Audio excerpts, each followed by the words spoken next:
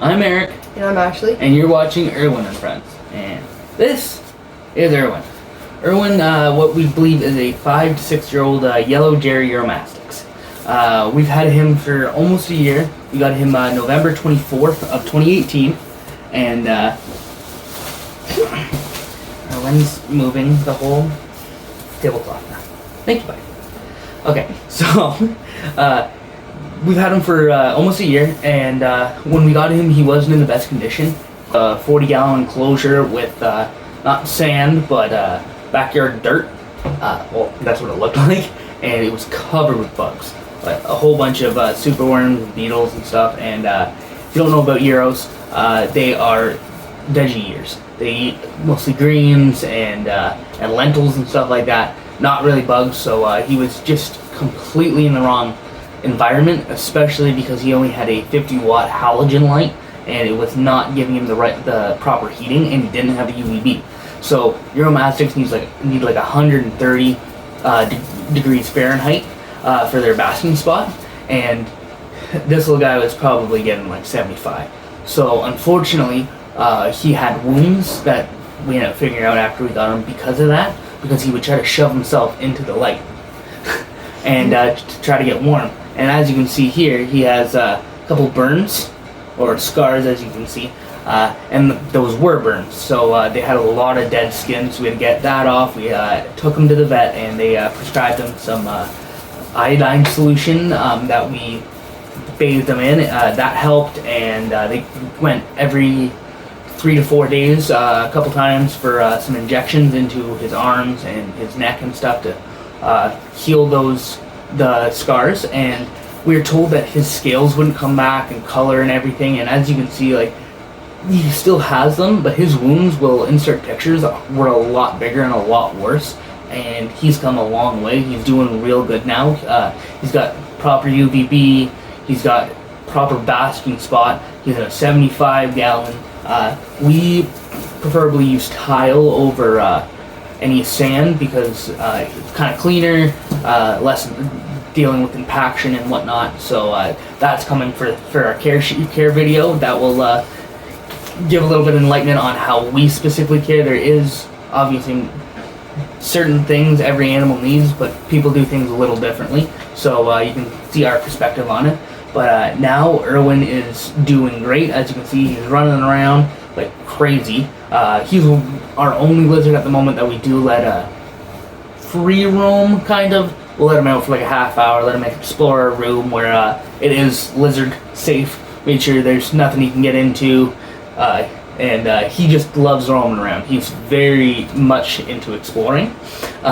And he's really enlightened us on reptiles and really what we want to do with our lives, and spend our lives helping and working with these guys. They are so awesome, especially Euros, but all reptiles. And we'd like to eventually breed these guys. Maybe not Irwin, hopefully Ozzy. And we were gonna show him in this video as well, but he's sleeping, and he's not always in the best mood, so we're not gonna wake him up.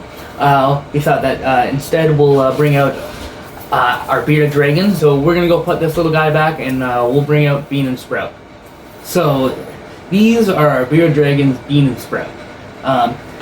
First thing, we'll get off the bat right now. As you can see, this little guy's arms aren't looking the best.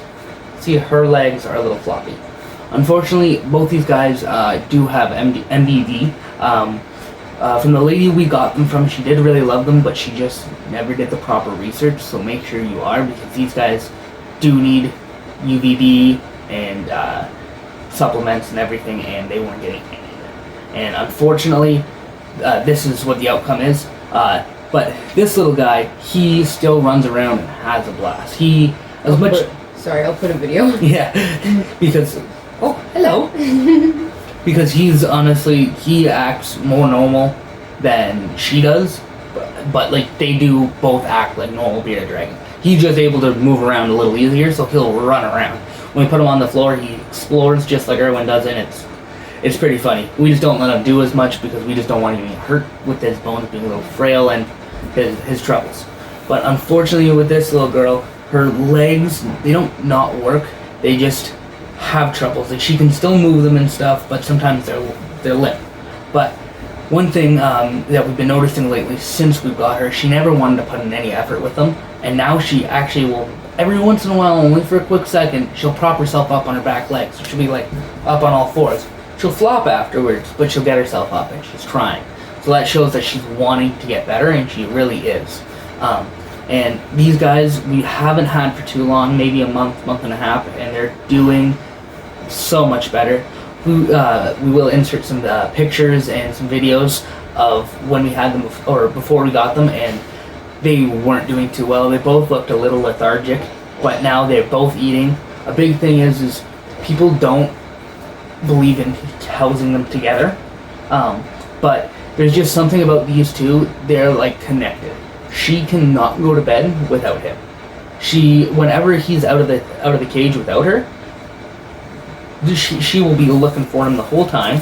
She gets really bad stress lines and she gets freaked out. Yeah. And then going to bed, we will hear her. We'll have all the lights turned off, bedtime, and we can hear her roaming around until she gets onto his back, and then she falls asleep. And they're never trying to get each other's heat. We do believe that one of the reasons why she is a little bit smaller than she should be, in the sense of like weight, was because he was taking a bunch of her food, we believe. She wasn't really paying attention to make sure they were both eating, and we feed their insects individually on tongs anyways, and we're always making sure they're both eating greens. Most of the time he does eat pretty good by himself. She doesn't the best, so we just feed them to her, and then she'll just munch them up. And they were in a pretty tiny Exoterra enclosure. Honestly, I don't know the exact size of it, but something you can keep like a crested gecko in. I'll put a picture of that as well. And it's not something you would keep 2 bearded dragons in.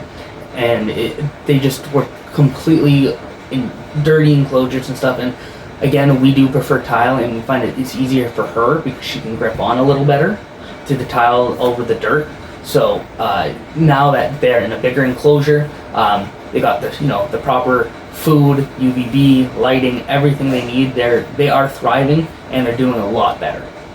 One thing that I will mention that we did do when we first got them home to kickstart them, because they were both pretty lethargic, was, and I wouldn't really recommend this unless you know what you're doing or you've done it before, just because their gum lines are pretty sensitive, but we were giving them calcium in a syringe, a little pinch of calcium in water, and then we put it in the syringe, and then we give it to them. When we first got them, for about half a week, we'd do it twice a day, and then we moved to once a day. And then we moved to every other day, and now they're fine. They don't need it at all. Well, not at calcium. all. Yeah. Not calcium. Like we still give them calcium. We always give them calcium with their bugs, and every couple days with their greens. They get mixed in because they're on a schedule with everything. But we don't give it to them in a syringe anymore, because honestly, the big thing was they started fighting us about it. And as much as like, yeah, wouldn't you?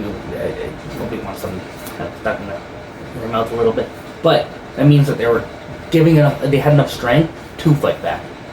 And so now they're thriving. You can see she's looking around. What are you looking at? You looking at everybody?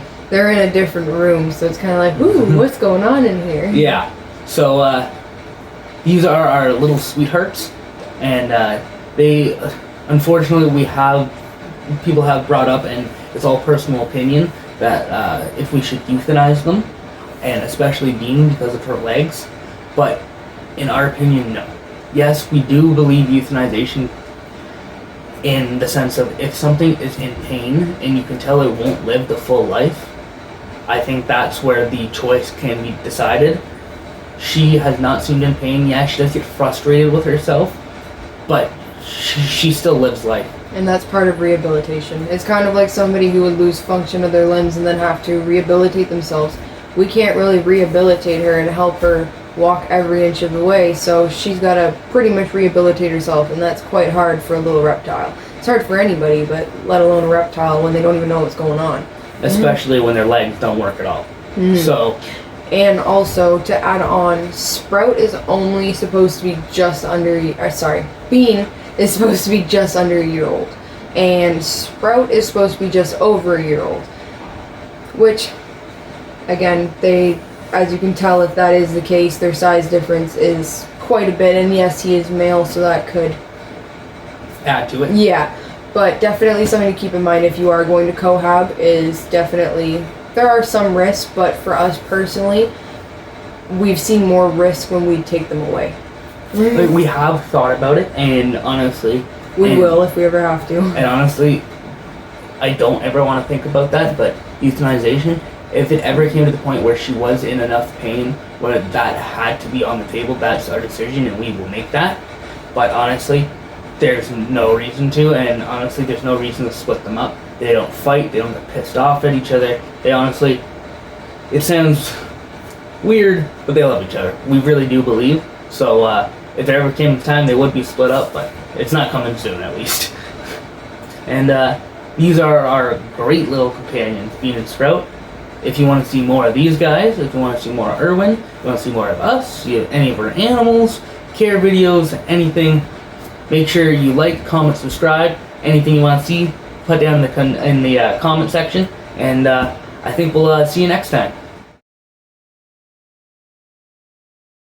He wasn't in the best condition. Hey, ooh, a little head thrash. You're fine. We will be looking for him the whole time. She gets really bad stress lines and she gets freaked out. Yeah, and then going to bed, we will hear her. We'll have all the lights turned off, bedtime, and we can hear her, just her, roaming around.